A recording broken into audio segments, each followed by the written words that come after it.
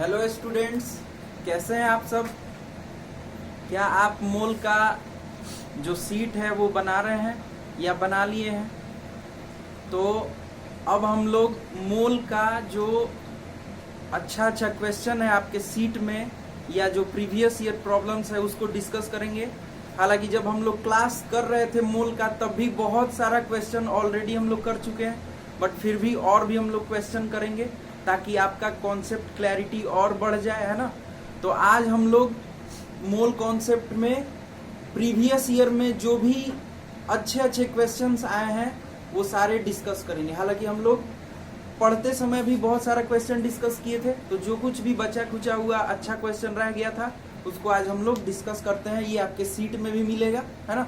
तो पहला क्वेश्चन देखते हैं। In an organic compound of molar mass 108 gram per mole, carbon, hydrogen and nitrogen atoms are present in 9:1:3.5 by wait.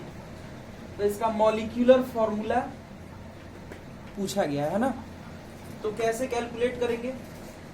सबसे पहले compound का molar mass given है, ठीक है, और जो एटम है कार्बन, हाइड्रोजन और नाइट्रोजन का वो 9:1:3.5 बाई वेट है। तो यहां से ये लिख सकते हैं क्या, percentage of carbon by wait. ये कितना हो जाएगा, कार्बन का परसेंटेज बाई वेट कितना हो जाएगा, तो 9 डिवाइडेड बाई 9 + 1 + 3.5 इंटू 100 करना पड़ेगा। तो this will comes out to be 9/13.5 into 100, है ना।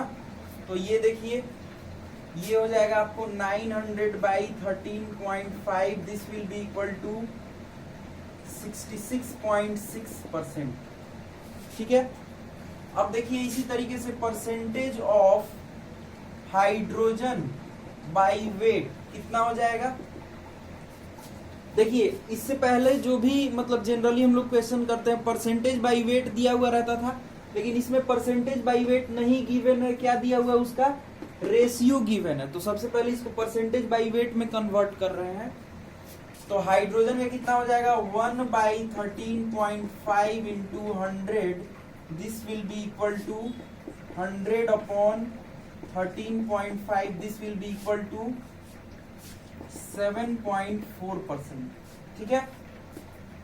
परसेंटेज ऑफ कार्बन हो गया, हाइड्रोजन हो गया, नाइट्रोजन बाई वेट कितना हो जाएगा, तो 3.5 divided by 13.5 into 100 is equal to 350/13.5। तो ये हो जाएगा कितना, ये आ जाएगा 25.9%, ठीक है। ऐसे 100 माइनस इन दोनों को जोड़ के और 100 से माइनस कर देते तब भी ये निकल सकता था। तो यहां से हम लोग परसेंटेज निकाल लिए, ठीक है, परसेंटेज निकाल लिए। अब क्या करेंगे, आप लोग क्लास देखे होंगे तो आप लोग को याद होगा परसेंटेज निकल गया। अब इफेक्टिव नंबर ऑफ मोल्स निकालते हैं। तो इफेक्टिव मोल्स ऑफ कार्बन कितना हो जाएगा, 66.6/12, ठीक है, 66.6/12, this will be equal to 5.5, ठीक है। इसी तरीके से इफेक्टिव मोल्स ऑफ कार्बन हो गया। हाइड्रोजन का कितना हो जाएगा भाई, तो 7.4 divided by 1 which is equal to 7.4, ठीक है। इफेक्टिव मोल्स ऑफ कार्बन हो गया, हाइड्रोजन हो गया, नाइट्रोजन का कितना हो जाएगा, तो नाइट्रोजन का हो जाएगा 25.9/14। तो ये आपको आ जाएगा 1.85, ठीक है। तो यहां से effective moles of carbon, hydrogen और नाइट्रोजन निकल गया। अब हम लोग इसके बाद इफेक्टिव नंबर ऑफ एटम्स निकालते थे। उसके लिए क्या करते थे, इफेक्टिव नंबर ऑफ एटम्स निकालने के लिए जो इसमें सबसे लोएस्ट नंबर था उससे सब में डिवाइड करेंगे। तो effective atoms of carbon is equal to कितना 5.5 डिवाइडेड बाई 1.85, ठीक है। Effective atoms of hydrogen 7.4 upon 1.85। Effective atoms of nitrogen, effective atoms of nitrogen कितना हो जाएगा 1.85 अपॉन, यही लोएस्ट नंबर भी है तो ये आ गया 1। देखिए दिस विल बी रफली इक्वल टू, इसको रफली हम लोग 3 लिख सकते हैं और इसको हम लोग रफली कितना ले लेंगे 4 ले लेंगे, है ना। 1.8 है, ये 7.4 है तो 18 4 जा 72 के आसपास 72, तो ये 7.4 है तो रफली इक्वल टू 4 ले लेंगे। आपको एग्जैक्ट कैलकुलेशन का कोई जरूरत नहीं है, आप रफली निकाल सकते हैं। इसका मतलब मेरा इंपीरिकल फॉर्मूला यहाँ से कितना आ गया, इंपीरिकल फॉर्मूला आपको दिख रहा होगा, ये आ गया C3H4 एंड नाइट्रोजन 1। तो इंपीरिकल फॉर्मूला मास यहाँ से कितना आ जाएगा 12 इंटू 3 प्लस 4 प्लस 14, तो ये आ गया 36 plus 18,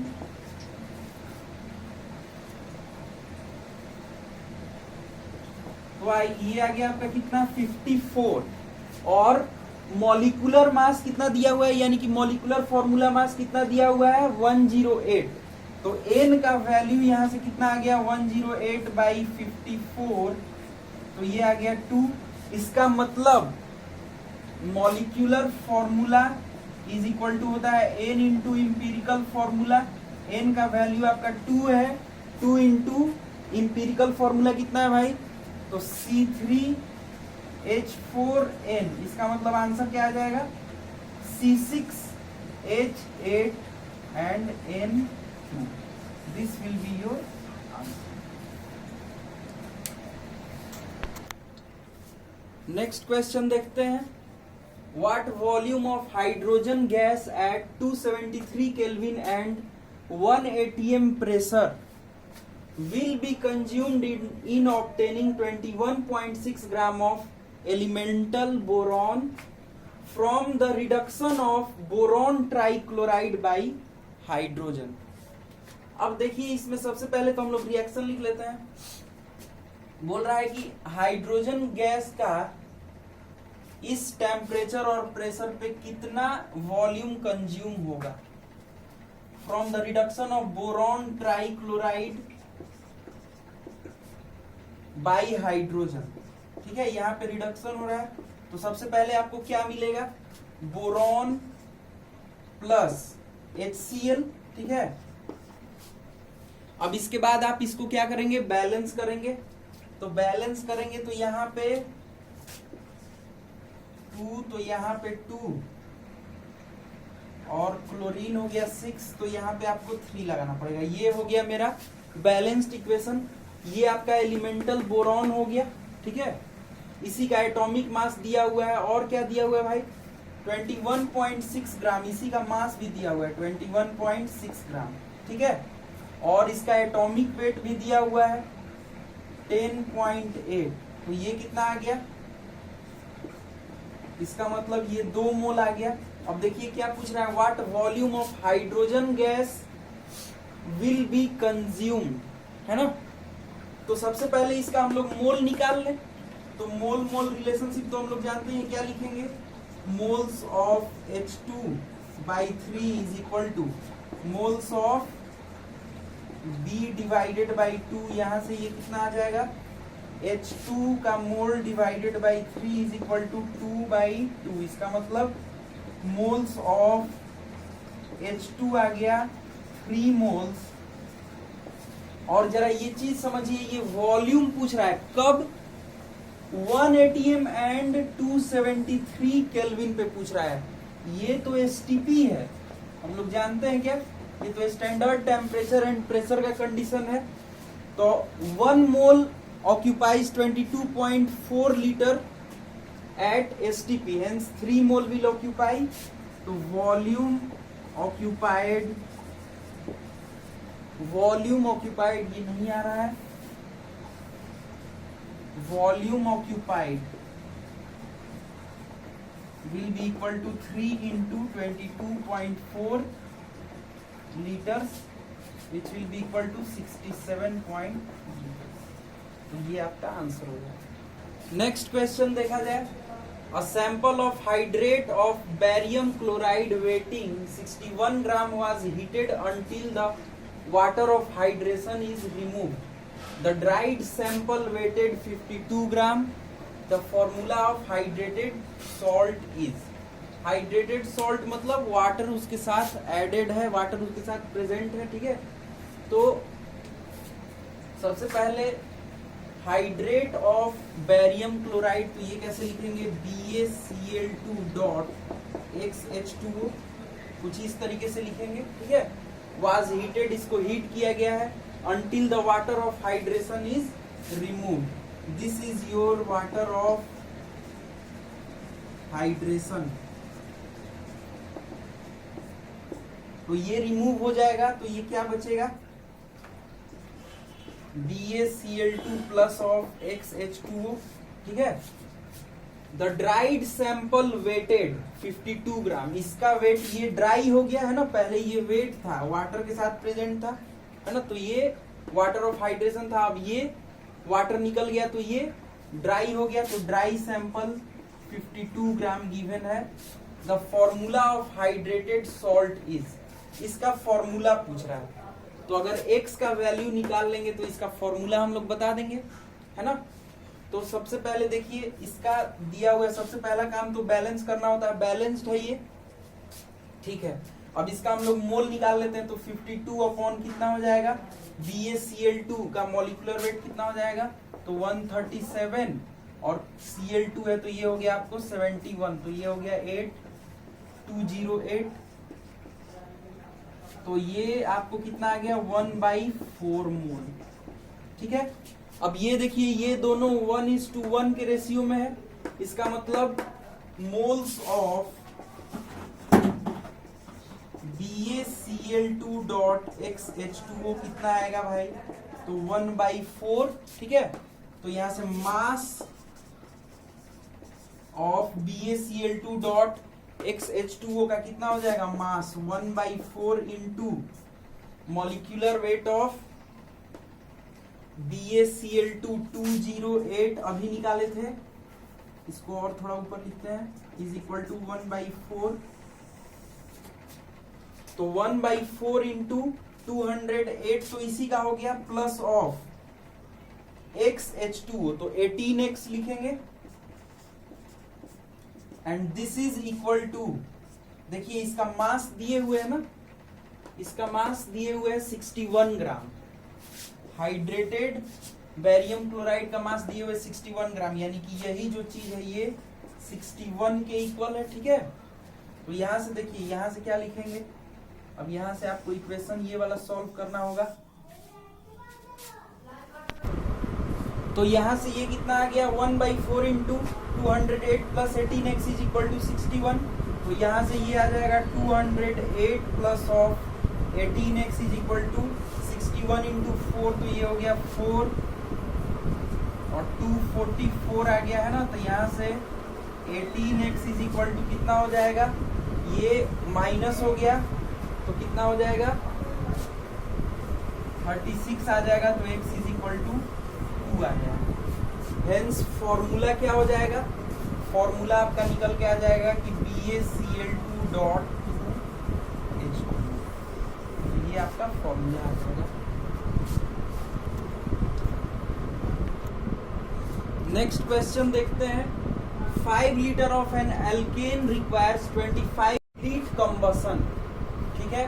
if all volumes are measured at constant temperature and pressure the alkane is, इन चारों में से आपको एल्केन बताना है। सबसे पहले देखिए, कोई भी alkene alkene requires 25 litre of oxygen. तो सबसे पहले कोई भी हाइड्रोकार्बन जो है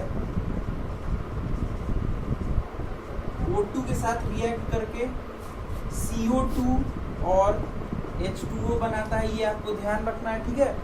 और हम ये रिएक्शन लिख सकते हैं CXHY plus X plus Y by 4 O2 gives XCO2 plus Y by 2 H2O।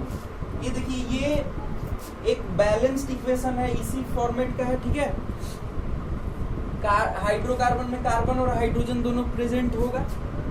तो यहाँ पे आप देख सकते हैं कार्बन, हाइड्रोजन, ऑक्सीजन सारे एटम्स यहाँ पे बैलेंस्ड हैं। तो आप इस फॉर्मेट को अगर याद रखेंगे तो हाइड्रोकार्बन पे बेस्ड जो भी आपका क्वेश्चन पूछा जाएगा कि मोल निकालो, वॉल्यूम निकालो, तो आप हमेशा इजिली कैलकुलेट कर पाएंगे। तो ये फॉर्मेट आप याद रखिए। तो देखिए 5 liter of an alkane requires 25 liter of oxygen if all volumes are measured at constant temperature and pressure। तो PV is equal to nRT होता है, ये हम लोग जानते हैं। अब यहाँ पे टेम्परेचर और प्रेशर दोनों ही क्या है, कांस्टेंट है, और R तो यूनिवर्सल गैस कांस्टेंट है। इसका मतलब कि volume is directly proportional to number of moles. तो जैसे ट्रीटमेंट यहाँ पे नंबर ऑफ मोल्स का होता है वैसे ही वॉल्यूम का भी होगा। तो यहाँ पे हम लिख सकते हैं क्या कि 1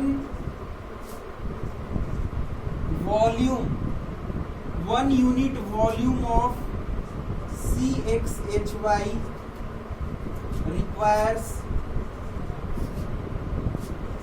X plus Y by 4 unit volume of O2 है कि नहीं। यहाँ पे हम लोग ऐसा लिख सकते हैं।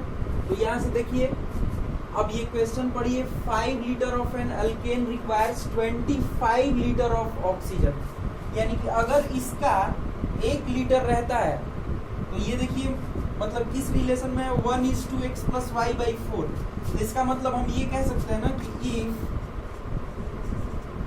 इफ नहीं 1 litre of CXHY requires X plus Y by 4 litres of O2, ठीक है। तो 5 लीटर, इसका 5 लीटर कितना रिक्वायर करेगा, hence so 5 litres of CXHY requires कितना हो जाएगा, 5 into X plus Y by 4 litres of O2, 5 into X plus Y by 4 litres of O2। तो इसका मतलब कि टोटल मतलब O2 का रिक्वायरमेंट कितना है, तो 5 into X plus Y by 4 litres, और यही दिया हुआ है 25 लीटर, है ना। तो यहाँ से हम लोग क्या करेंगे, देखिए यहाँ से हम लोग लिख सकते हैं क्या, 5 into x plus y by 4 is equal to 25, ठीक है। तो यहाँ से ये कितना हो गया भाई, ये 5 आ गया।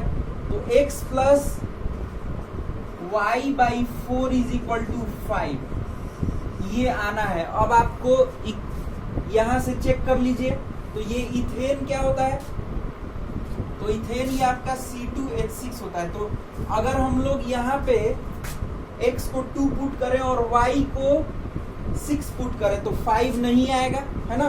अगर यहाँ पे प्रोपेन में C3H8 होता है, ठीक है। तो यहाँ पे देखिए x को अगर हम लोग 3 पुट करते हैं और y को अगर 8 पुट करते हैं तो 8/4, तो ये 2 आ जाएगा। तो यहाँ से तो ये 5 आ जाएगा। इसका मतलब क्या है, ये प्रोपेन ही है। तो आई होप कि आपको ये क्वेश्चन समझ में आया होगा। Let's see the next problem. How many moles of electron weights 1 kg। कितने मोल इलेक्ट्रॉन मिलेंगे तो उनका वजन 1 किलो होगा। देखिए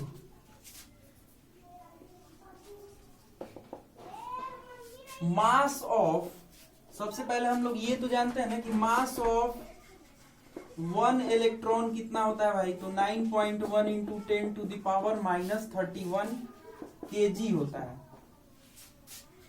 तो मास ऑफ 1 मोल इलेक्ट्रॉन कितना हो जाएगा, 9.1 into 10 to the power -31 into 6.023 into 10 to the power 23 इतना केजी हो जाएगा। तो 9.1 इंटू 6.023 इंटू 10 की पावर ये कितना हो जाएगा, -8 केजी हो जाएगा।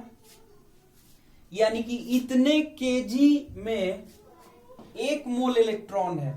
तो 1 केजी में कितने मोल इलेक्ट्रॉन होंगे, तो इसको हम लोग रिवर्स करके लिखेंगे।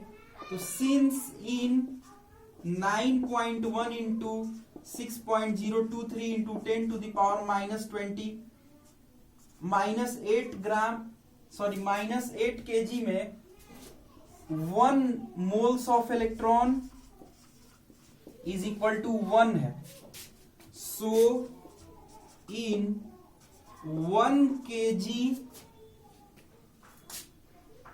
1 केजी में कितना मोल्स ऑफ इलेक्ट्रॉन आएगा, तो 1/9.1 into 6.023 into 10 to the power -8। तो इसका आंसर क्या हो जाएगा, इसका आंसर देखिए ये डी हो जाएगा। 9.1 6.023 नीचे और 10 टू द पावर 8 ऊपर। तो इसका आंसर डी हो जाएगा। आई होप आपको ये चीज समझ में आया होगा। नेक्स्ट क्वेश्चन देखते हैं। 29.2% weight by weight HCl stock solution has a density of 1.25 gram per ml. The volume of stock solution required to prepare a 200 ml solution of 0.4 molar HCl is। एक ये सॉल्यूशन दिया हुआ है, ठीक है, 29% weight by weight of HCl दिया हुआ है सॉल्यूशन, और इसका डेंसिटी भी गिवन है। पूछ रहा है कि इसका कितना वॉल्यूम चाहिए जो कि प्रिपेयर किया जा सके 0.4 मोलर HCl सॉल्यूशन जिसका कि 200 ml हो। देखिए कुछ ऐसा सिचुएशन है कि यहाँ पे 29.2% weight by weight of HCl है, ठीक है, और इसका वॉल्यूम नहीं पता है, ठीक है, और मोलैरिटी भी नहीं पता है, और इससे हमको एक सॉल्यूशन बनाना है। क्या बनाना है भाई, 200 ml 0.4 मोलर HCl बनाना है, ठीक है। तो यहां पे ये क्या पूछ रहा है, इसका वॉल्यूम पूछ रहा है, ताकि हम 200 ml 0.4 मोलर HCl सॉल्यूशन बना सके। तो यहाँ पे हम लोग डाइल्यूशन फॉर्मूला लगाएंगे, M1V1 is equal to M2V2। ये आपको समझ में आ रहा होगा, ठीक है। तो यहाँ सबसे पहले इस सॉल्यूशन का मोलैरिटी निकालना होगा, तब तो वॉल्यूम निकालेंगे। जो पूछा गया है M2V2 तो हमको पता है। चलिए, तो सबसे पहले इस सॉल्यूशन का हम लोग जरा मोलैरिटी कैलकुलेट कर लें। तो 29% weight by weight HCl solution given है, ठीक है। इसका मतलब क्या है कि अगर हम 100 ग्राम सॉल्यूशन लेते हैं तो उसमें 29.2 ग्राम क्या होगा, HCl होगा। तो let mass of solution is equal to 100 gram. So mass of solute कितना हो जाएगा भाई, तो 29.2 ग्राम हो जाएगा, ठीक है। तो मोल्स ऑफ सॉल्यूट कितने हो जाएंगे, मोल्स ऑफ सॉल्यूट हो जाएगा 29.2 अपॉन 36.5, क्योंकि HCl है। अब देखिए 100 ग्राम सॉल्यूशन लिए हैं, लेकिन आपको मोलैरिटी निकालना है ना। तो मोलैरिटी निकालना है तो मोलैरिटी कैलकुलेट कर लेते हैं। तो मोलैरिटी के लिए मोल्स ऑफ सॉल्यूट तो है, लेकिन वॉल्यूम चाहिए। और मेरे पास क्या है, मास ऑफ सॉल्यूशन है। तो डेंसिटी इज इक्वल टू होता है मास अपॉन वॉल्यूम। तो यहां से वॉल्यूम ऑफ सॉल्यूशन भी निकाल सकते हैं। तो volume of solution is equal to कितना हो जाएगा, मास अपॉन डेंसिटी। तो मास कितना है 100 डिवाइडेड बाई ग्राम है, और डेंसिटी कितना है तो 1.25 ग्राम पर ml। तो यहां से ये आ गया 100 अपॉन 1.25 ml। ठीक है, तो यहां से M1 भी हम लोग कैलकुलेट कर सकते हैं, मोलैरिटी 1। इसका मोलैरिटी कितना हो जाएगा, तो moles of solute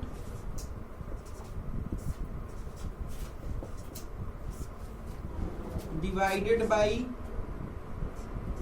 volume of solution. अब ये ml में है तो इनटू क्या करना पड़ेगा, 1000 करना पड़ेगा। तो ये देखिए ये कैंसिल आउट हो गया, ठीक है। और ये कितना हो गया, ये इंटू 10 करेंगे तो ये 12.5 हो गया, 12.5। अब देखिए ये M1 आपका निकल गया, तो यहां से क्या लिखेंगे, M1 V1 is equal to M2 V2।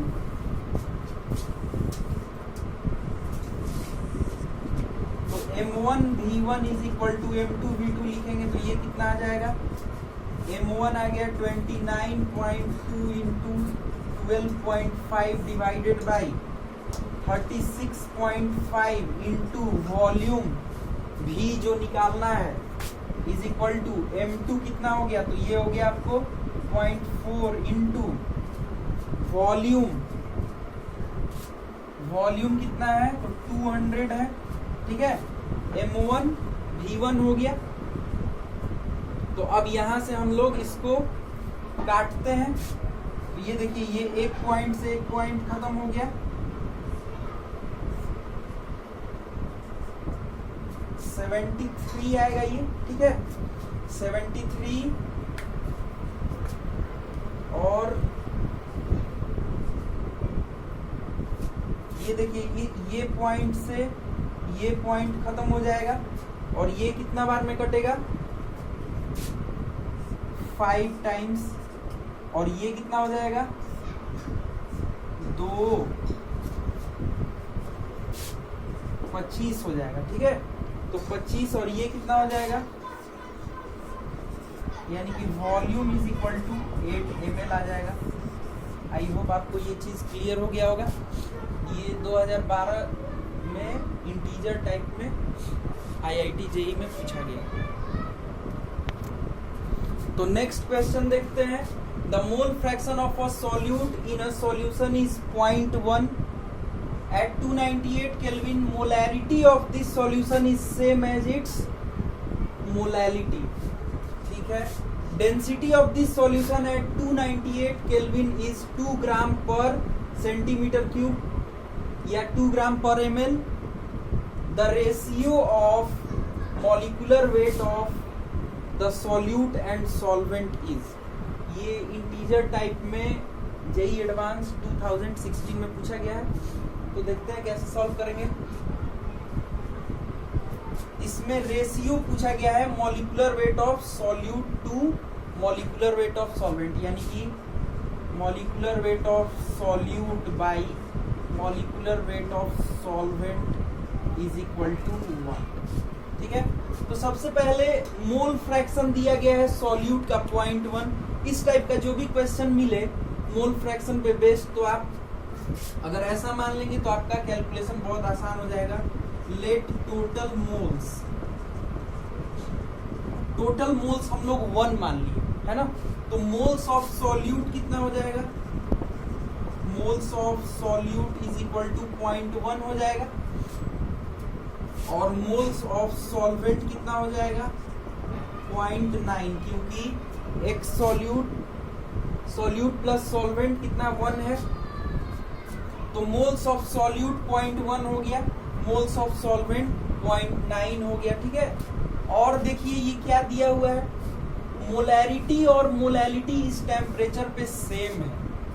तो मोलैरिटी और मोलैलिटी सेम होने का मतलब क्या है, मोलैरिटी का formula number of moles of solute divided by volume in, यहाँ पे वॉल्यूम ml, ठीक है, ml कर दीजिए, into 1000 is equal to number of molarity, क्या लिखते हैं, number of moles of solute by volume, sorry, mass of solvent, अगर ग्राम में लिखा हुआ है तो इनटू 1000 कर देंगे, ठीक है। तो ये देखिए n सॉल्यूट से n सॉल्यूट कैंसिल, ये 1000 से 1000 कैंसिल, इसका मतलब वॉल्यूम ऑफ सॉल्यूशन, यहां से हम लोग ऐसा लिख सकते हैं क्या कि भाई ऐसा आ गया कि volume of solution is equal to mass of solvent आ गया, ठीक है। तो वॉल्यूम ऑफ सॉल्यूशन को अब क्या लिखें भाई, तो इसके लिए देखिए एक चीज डेंसिटी दिया हुआ है, तो डेंसिटी इज इक्वल टू होता है मास बाय वॉल्यूम, तो वॉल्यूम के लिए क्या लिखेंगे, m solution upon d solution is equal to mass of solvent आया है, और मास ऑफ सॉल्यूशन क्या होगा, mass of solute plus mass of solvent, और डेंसिटी ऑफ सॉल्यूशन कितना दिया गया है, 2 ग्राम पर सेंटीमीटर क्यूब, तो ये 2 हो गया, इसका मतलब ये 2 इससे मल्टीप्लाई हो जाएगा, तो 2 इंटू m सॉल्वेंट हो गया, ठीक है। तो यहां से ये क्या आ गया, m solute is equal to m solvent, इसका मतलब तो ये आ गया कि मास ऑफ सॉल्यूट और मास ऑफ सॉल्वेंट क्या है, बराबर है। तो मास ऑफ सॉल्यूट और मास ऑफ सॉल्वेंट जब बराबर हो गया तो ये क्या लिख सकते हैं, मास ऑफ सॉल्यूट कैसे लिखेंगे, मोल्स ऑफ सॉल्यूट जो कि 0.1 है into molecular weight of solute is equal to mass of solvent, क्या लिखेंगे, मास ऑफ सॉल्वेंट क्या लिखेंगे, moles of solvent which is 0.9 into molecular weight of solvent. तो यहां से देखिए अगर आप ये निकालेंगे, यहां से लिख सकते हैं molecular weight of solute upon molecular weight of solvent is equal to 9 आएगा। तो इसका आंसर क्या होगा, 9। आई होप आपको ये चीज क्लियर हो गया होगा। तो ये था कुछ प्रॉब्लम जो कि प्रीवियस ईयर में पूछा गया है। नेक्स्ट प्रॉब्लम डिस्कशन क्लास में हम लोग आपके ही सीट का कुछ अच्छा क्वेश्चन करेंगे, ठीक है। तो आज के लिए बस इतना ही।